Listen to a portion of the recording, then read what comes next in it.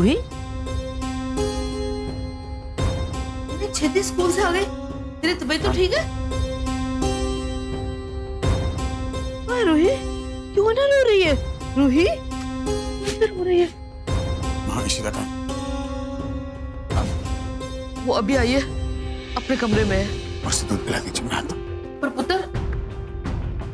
हाँ नीलू, कार में ना मेरा कुछ सामान रखा है, वो निकाल के ले आओ, ठीक है? जी। गाड़ी लॉक करके आना। ठीक है बाबू।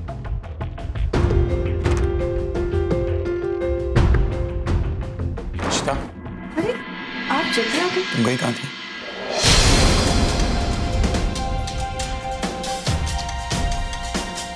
क्लिनिक गई थी। क्लिनिक? मैं फ्रेश होकर आती हूँ।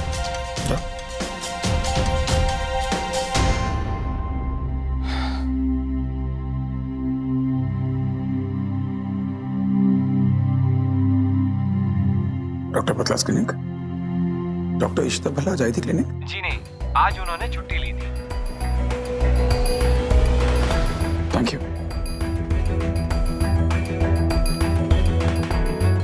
अगर इशिता आज क्लिनिक गई नहीं तो झूठ क्यों बोल रही? उसे पता भी है कि हो क्या है?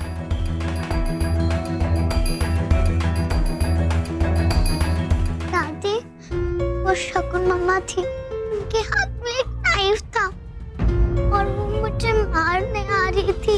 रमन, ये रूही क्या बोल रही है? पापा, आप रूही को अंदर ले जाइए प्लीज। हाँ, अब रूही पुत्र, हम अंदर चलते हैं। मेरे पास आ। हाँ बेटा, अच्छा अच्छा। रूही को स्कूल में क्या हो गया? वो बोल रही है उसने शकुन को देखा, उसे मारने आई थी। अम्मा कोई तो बात है, क्योंकि स्कूल में मैंने भी एक बुर्के वाली औरत को देखा। तो मुझे लगता है कि वो शायद इशिता थी, क्योंकि रूही के टीचर ने कहा कि रूही की माँ उससे मिलने आई है, तो इशिता को छोड़कर कौन हो सकता है? इसका मतलब रूही ठीक कह रही है। यीशु के अंदर अभी शकुन की आत्मा स्ट्रॉन्ग हो रही है। अरे यीशु के फेस पे अभी शकुन का फेस दिखने लगा है। तू की कह रही मधु? रब्बा, ऐसे कैसे हो सकता है? माँ इस बारे में कोई बात नहीं कीजिए। तो जितना हो सके आप लोग रूही के साथ रहिए। मुझे ऑफिस में कुछ इम्पोर्टेंट काम है, मैं खत्म करके आता हूँ। मैं आता हूँ। एक मिनट रुक जा।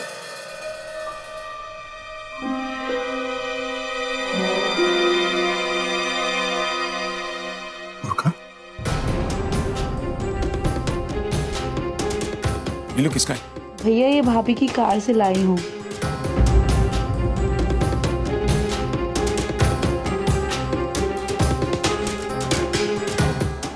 बाकी सामान रखना।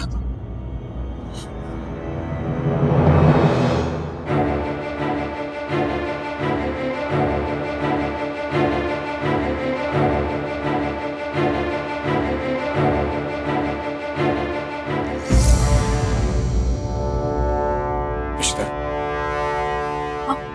ये बुर्का कहाँ से है?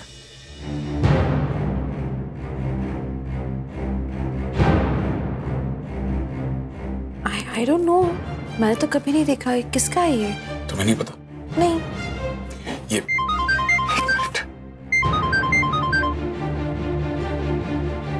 हाँ, ये बुर्का रमन के हाथ में।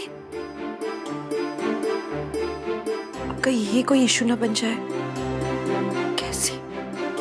ठीक है, 20 मिनट में आ रहा हूँ। ये इशिता को हो गया क्या? खुद नहीं जानती वो क्या करे, लेकिन अब ये सब कुछ बहुत ज्यादा सीरियस हो रहा है। This has to end. बहुत बड़ी गड़बड़ हो गई है शगुन। हाँ इशिता, कोई तो था वहाँ, अशोक का खबरी होगा, लेकिन मैं उसे देख नहीं पाई। रूही कैसी है? वो बहुत डरी हुई होगी। वो अभी मम्मी जी के कमरे में है। इशिता, रूही ने मुझे स्कूल में देख लिया था। What? क्या बात कर रही हो? और यहाँ पे रमन ने वो बुर्का देख लिया है। शगुन, सब कुछ बहुत मैसी होता जा रहा है। शगुन, अशोक ने बहुत गंदी चाल चली है।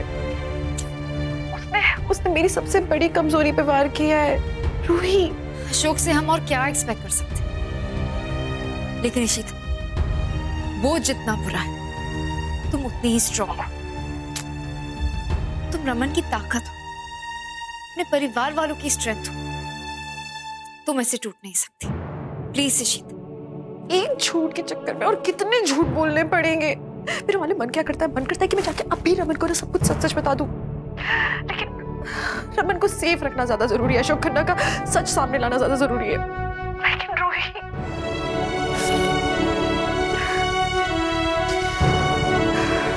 अशोक खन्ना ना इसे छोड़ूंगी नहीं, सच में मैं नहीं छोड़ूंगी इसे।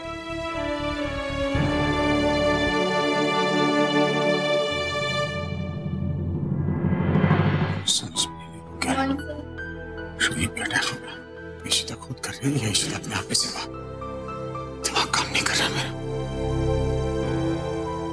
सर आपसे कोई मिलने आया है, वो कॉन्फ्रेंस रूम में आपका वेट कर रहे हैं। कौन है? कोई बाबा जी है सर, उन्होंने अपना नाम नहीं बताया, कहा कि आपसे अर्जेंट काम है।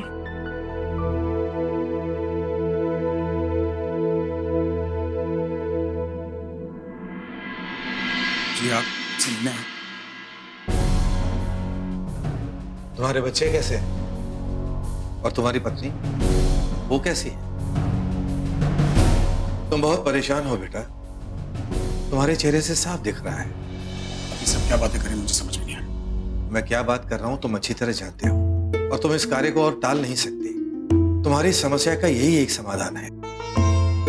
ये सारी बातें आपको या तो अम्मा ने बताई या मेरी माँ ने, है ना? देखिए शांत हो जा बेटे, बैठो बैठो।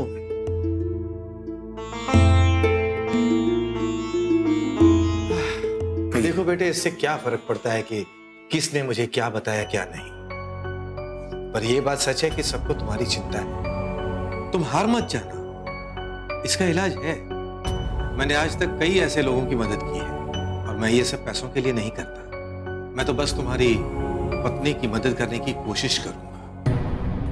और तुम ये मान लो कि तुम्हारी पत्नी बीमार है, और अब अगर तुमने उसका इलाज नहीं किया तो वो आत्मा और शक्तिशाली हो जाएगी। फिर कुछ भी हो सकता है। वो न बस तुम्हारी पत्नी को बल्कि तुम्हारे परिवार के किसी भी सदस्य के लिए खतरा बन सकती है। मैं तुम्हारी पत्नी को मुक्ति दिला सकता हूं, मैं तुम्हारी मदद कर सकता हूं, लेकिन उसके लिए तुम्हें जल्द से जल्द अपनी पत्नी को हमारे आश्रम लाना होगा, और ये तुम्हें करना ही होगा। लेकिन मेरे कुछ समझ में नहीं आ रहा है। ऐसा नहीं है कि मुझे आप पे भरोसा नहीं है, लेकिन आप जानते हैं ऐसे मामलों में हर कोई की अपनी राय होती। आप कुछ कह रहे हैं, पहले कोई आया था वो कुछ और कह रहा है। इससे पहले भी किसी कोई कोशिश की थी मैंने, उससे मेरी पत्नी को सिर्फ तकलीफ हुई। और आप चाहे जो कहें, मैं अपनी पत्नी को तकलीफ में नहीं देख सकता। मेरे घर में आप जानते नहीं क्या हो रहा है। पहले तो बात ठीक थी, लेकिन अब हद पार हो चुकी। अब मेरे बच्चों पे हमले हो रहे हैं, उन बच्चों पे जिनके लिए इशिता अपनी जान दे सकती है, अपनी जान से ज्यादा चाहती है उन बच्चों को। आज मेरी 7 साल की बच्ची कहती है कि उसने अपनी मरी हुई माँ को देखा। आप समझ रहे हैं मैं क्या कहने की कोशिश कर रहा हूँ? मैं अपने घर का माहौल संभाल नहीं पा रहा हूँ। मेरा दिमाग काम नहीं कर रहा है कि किस पे भरोसा करूं, किस पे नहीं। या तो भरोसा करूं या फिर खड़े खड़े अपने घर का ही तमाशा देखूं। I am sorry if I am sounding rude, लेकिन मैं, आप बताइए क्या करूं? हो सकता है तुम्हारी बेटी ने तुम्हारी पत्नी में अपनी माँ का साया देखा हो सकता है शगुन की आत्मा ज्यादा ताकतवर होती जा रही हो। हाँ, कुछ भी हो सकता है। अब इस पर तर्क करें या विश्वास? इसीलिए मैं कहता हूं, अगर तुम मन की शांति चाहते हो तो अपनी पत्नी को हमारे आश्रम लाना होगा। मंदिर, पूजा पाठ, ये सब मन की शांति के लिए ही तो है। हम वहां उनकी मन की शांति के लिए ही बैठे हैं। और ये सेवा किसी डॉक्टर या हकीम की सेवा नहीं है, ये मन के इलाज के लिए है। तुम्हारी पत्नी पर बहुत भारी पीड़ा है, तुम उसे वहां ले आओ। हो सकता है तुम्हारी कोई श्रद्धा भगवान तक पहुंच जाए और तुम्हारे घर की सुख शांति लौट आए। मेरी पत्नी को वहां कोई तकलीफ तो नहीं होगी? तकलीफ तो होगी। जैसे हमें कोई बड़ी बीमारी हो जाती है तो उसके इलाज में दर्द तो होता ही है, ये भी उसी तरह है। देखिए इशिता पहले ही बहुत कुछ सह चुकी, उसे बहुत तकलीफ में देखा है मैंने, और उसे और तकलीफ नहीं दे सकता। लेकिन फिर भी आप जो कह रहे हैं उस पर अमल करूंगा मैं, लेकिन मुझे सोचने का थोड़ा वक्त दीजिए प्लीज। ठीक है,